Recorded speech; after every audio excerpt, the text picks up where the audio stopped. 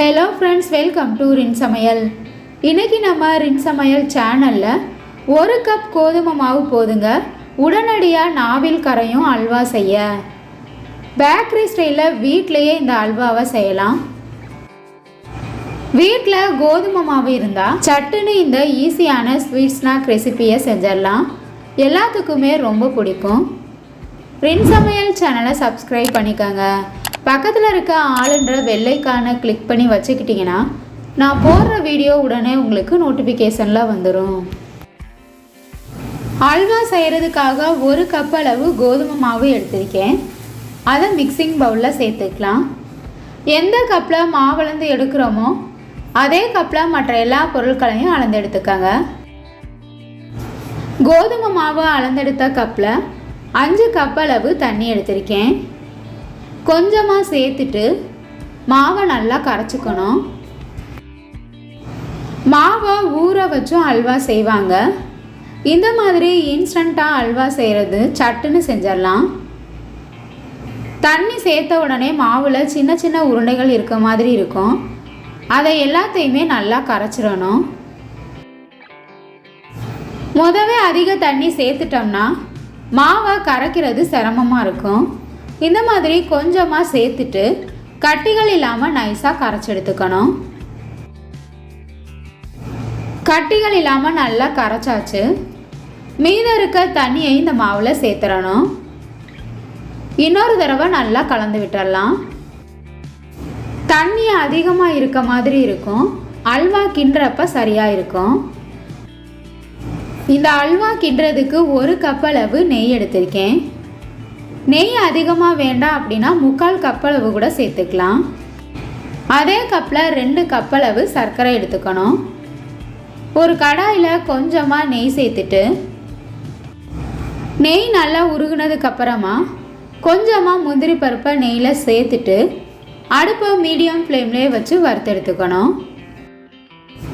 அடுத்ததாக அல்வா கிண்டுறதுக்கு நம்ம கலந்து வச்சுருக்க கோதுமை மாவை இன்னொரு தடவை நல்லா மிக்ஸ் பண்ணிவிட்டு அதே கடாயில் சேர்த்துக்கலாம். கலக்காமல் ஊற்றுனோம்னா மாவெல்லாம் அடியிலே தங்கிரும்.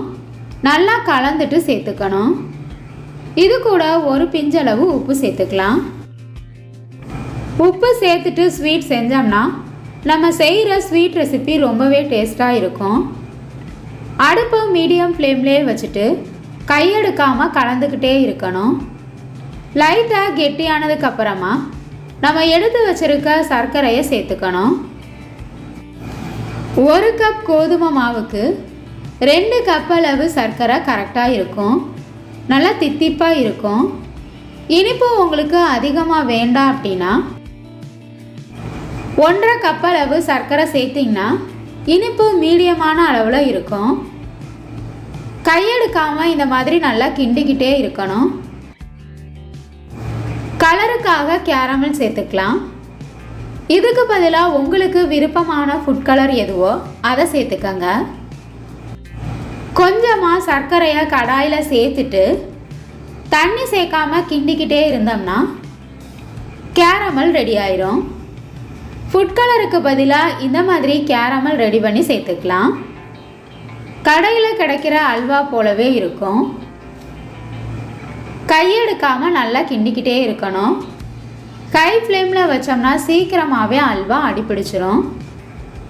நம்ம எடுத்துருக்க நெய்யை கொஞ்சம் கொஞ்சமாக சேர்த்துக்கணும். நல்லா மிக்ஸ் பண்ணிடலாம். அப்பப்போ நெய்யை சேர்த்து நல்லா கிண்டிக்கிட்டே இருக்கணும். மீடியம் ஃப்ளேம்லேயே வச்சு கிண்டும்போது கோதுமை மாவு நல்லா வெந்துடும். தீபாவளி ஸ்வீட் ரெசிபியான அல்வாவை வீட்டிலையே செய்யலாம். பேக்கரியில் வாங்கி சாப்பிட்ற அல்வா போலவே இந்த கோதுமை பால் அல்வாவும் இருக்கும். நம்ம சேர்த்துருக்க கோதுமை மாவு நல்லா கெட்டியாகி கடாயில் ஒட்டாமல் திரண்டு வரணும். அது வரைக்கும் கிண்டிக்கிட்டே இருக்கணும். நல்லா கெட்டியாயிருச்சு. கடாயில் ஒட்டாமல் வரணும். இன்னும் கொஞ்சம் அளவு நெய் சேர்த்துக்கலாம். அல்வா கடாயில் ஒட்டாமல் நல்லா திரண்டு வந்துருச்சு. இதுதான் சரியான பதம். இன்ஸ்டண்ட்டான ஸ்வீட் ரெசிபியான கோதுமை மாவு அல்வா ரெடி ஆயிடுச்சு. பவுலுக்கு மாற்றிடலாம். ரொம்பவே ஈஸியான ஸ்வீட் ஸ்நாக் ரெசிபி. கோதுமை மாவு அல்வா உங்களுக்கு பிடிச்சிருந்ததுன்னா சமையல் சேனலை சப்ஸ்கிரைப் பண்ணிக்கோங்க ஃப்ரெண்ட்ஸ்.